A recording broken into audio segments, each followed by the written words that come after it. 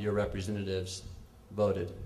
Because after all, you are the boss and they are the public servant. Thank you. Mr. Halverson. I voted in favor of increasing the role of the city council and their responsibilities, primarily because leaving the power in the hands of one individual is a scary, scary thing. And having the city council be there to address and be accountable for those actions, I believe supports the entire community. And we are elected to represent you as the citizens. As far as an ethics policy and a conflict of interest, I firmly believe that it should be more strict. I think there should be limitations on campaign donors, limits on the amount of funds that can be given to an individual so that it keeps things fair. Enforcing ethics, yes, I do believe that the city council should investigate any type of inappropriate activities or behaviors. And as far as transparency goes, it's paramount. We should not be doing anything that we're ashamed of doing and that we feel compelled to hide. You should be right out there, live off of what you preach. Thank you. Mr. Thompson. As far as local government's concerned, I voted for it to be smaller. I believe in a smaller government. I think everybody in this room probably feels like our federal government's out of control, and I don't want to see our local government get that way. Ethics, I think they should be more strict. I think there should be a $10,000 cap on the council race and a $20,000 cap on the mayor's race. They tell me that's not possible. I don't know why. I don't like can'ts.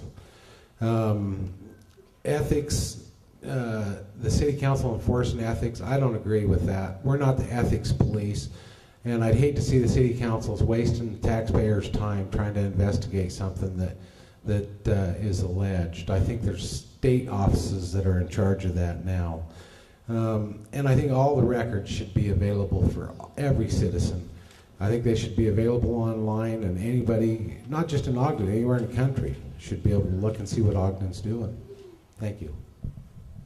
Thank you. And Ms. Wicks. Thank you.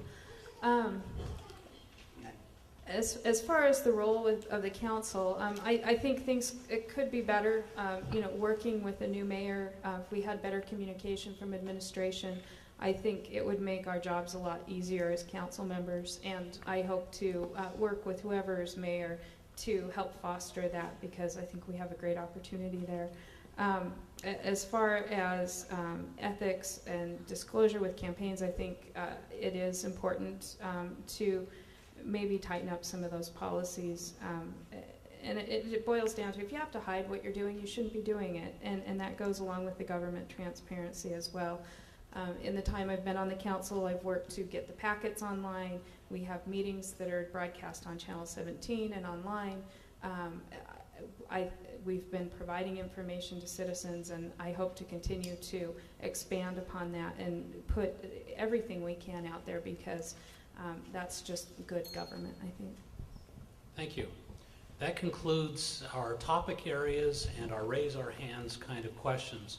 We're now going to go to some of the questions that you all in this audience have asked.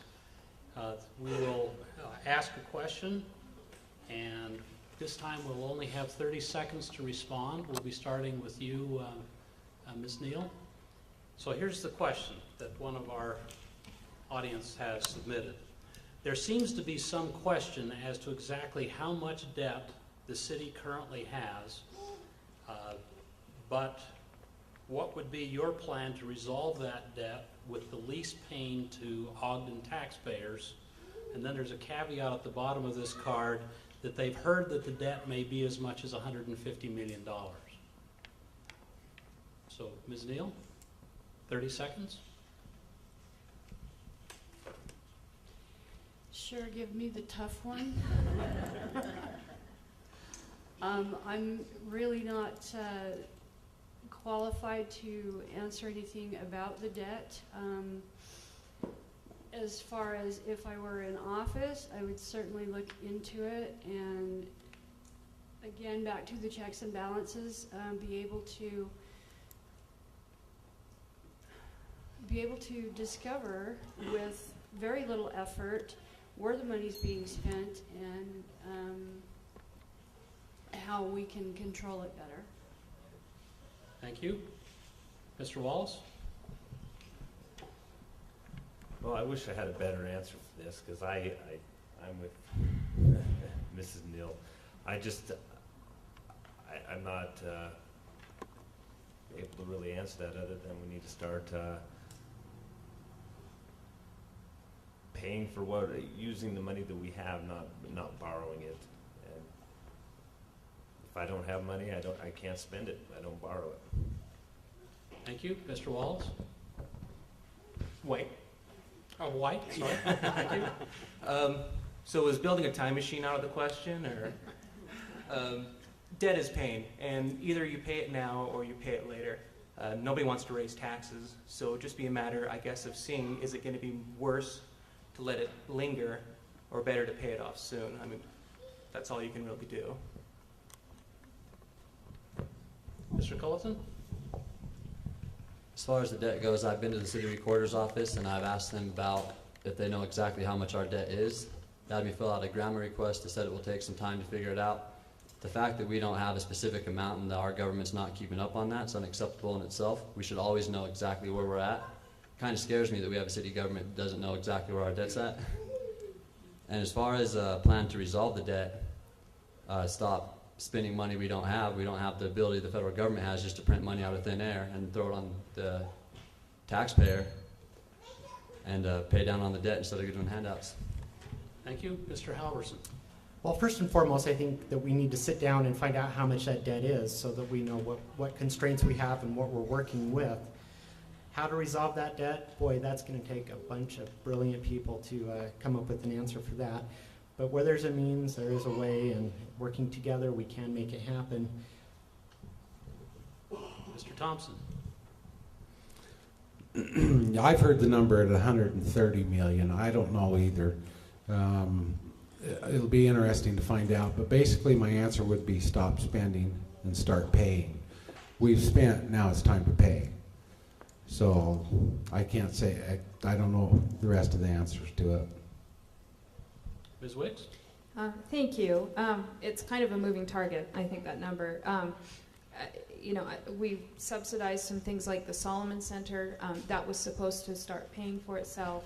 It hasn't. So I think that's kind of an example of something that was supposed to start generating revenue and it hasn't. And I think we really need to scrutinize things. And if we are going to bond for new projects, we need to make sure that they will pay for themselves and that we're not going to be left holding that debt. Sometimes you can't get away from it, like infrastructure projects. The water is a good example, but it is an issue, I think. Thank you. Mr. Heyer? Yes, thank you. I'm not sure I have my crystal ball. My crystal ball broke a long time ago as far as how much debt there will be and perhaps the best way to pay it off. Ogden does have, our RDA, our redevelopment agency, does do some things that do help Ogden quite a bit. The Own an Ogden program, where we buy old dilapidated houses for $1, refurbish them and resell them.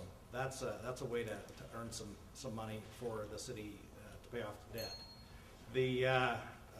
We do need some new business partners that generate some tax funds, and that will also help to do that. We've got some business locations in Ogden that are in need of some tenants. 12th and Wall comes to mind, where the old Fred Meyer was, and there's many other places that could use some income generating tax base. We just need to put some places into there. Ms. Neal? I was the first Oh, one you're that the answered first that one. question. Okay, new question. I borrowed some glasses here to read these. What is your stance on eminent domain, and how will you keep it from being used for the wrong purposes? Is that me? No, that's Mr. Wallace. I'll apologize again. I'm not going to be able to answer that. Mr. White? There was a decision in Washington that said that a city can use eminent domain for any project as long as that project will bring in more tax money to the city. I think that's wrong. I don't care what the Supreme Court says. Eminent domain should only be used for essential services. fire stations, police stations, roads, water, simple things like that. So I would make sure that it only was used for those essential services. Thank you. Mr. Culleton? As a legal researcher, I've always been strongly opposed to eminent domain. Our nation was founded on the idea of private property and self-ownership and being able to own land. The fact that the government can come in and use eminent domain as a way to push you out of your home that you've worked hard for whatever purpose, I agree that I'm opposed to that. I agree with Courtney White and the Supreme Court. They don't always make the right decisions. And I stick to the principles we were founded on, and one of the primary principles is life, liberty, and property. Thank you. Mr. Halverson? I believe that eminent domain should be used if and when it serves the greater good of the community. And that does not include padding the coffers of a private developer, private business. It should be used for fire, police, hospitals, those items that are essential services to our community. If it weren't for eminent domain, we wouldn't have our highway system. And so that's a good example of how eminent domain can be used appropriately. Sure, people lost their homes, but it served the better good, greater good. Mr. Thompson? I'm not in favor of eminent domain. I do understand that it's a necessary evil, but I don't like it. I don't have to like it. I think that eminent domain has been used inappropriately in a lot of cases. I know of several of them myself. So I would say, you know, it's not a good deal. The government shouldn't be able to take somebody's property just because they want to, and especially not for a fat cat developer. Ms. Wicks? Thank you. The state legislature changed some of the rules regarding use of eminent domain for economic development. That changed the course of the river project. It was good for property owners, I think. Caused some problems there, but I think that's a good thing. I am not a fan of eminent domain and would only support its use if it is for something that is absolutely essential and only as a last resort. Mr. Heyer? I'd like to hear myself talk a little bit more, but I agree with Ms. Wicks. I think that eminent domain should be used rarely, and it ought to be for the greater good of the citizenry, and certainly not for just another fancy whiz-bang project that somebody wants to do. Ms. Neal?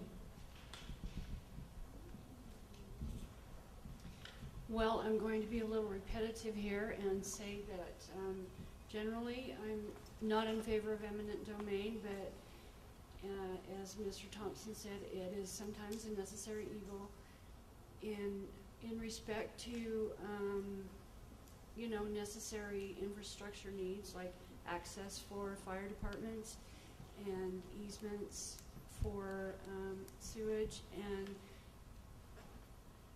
just general public access. Thank you, and I believe we started with you, Mr. Wallace, that time. Is that correct? Yes, sir. Thank you. Here's another one from our audience. 4 years ago, Weber County voters approved a 1/4-cent sales tax for new transportation projects. What project should Ogden put forward to use these funds? Mr. White, we begin with you. I don't know if I agree with a specialized sales tax. I think our founders said something to the effect of you shouldn't tax something twice, once and then again for what it is. But transportation projects, I think the most important things we have are our roads, and anything beyond that I think would be a waste. Mr. Culleton? As far as I'm not for increasing taxes, but since it's already been done and we have that, I'd be for putting that money towards the roads and the sidewalks and the infrastructure. Any leftover money outside of that, I'd put back towards the debt. Mr. Halverson? I believe that Ogden City needs to look at the adoption of a complete streets project or survey and address those needs that make this community viable for both bicycles, pedestrians, and commuters. We should absolutely have bike designated ridership on our streets. It needs to be adopted citywide.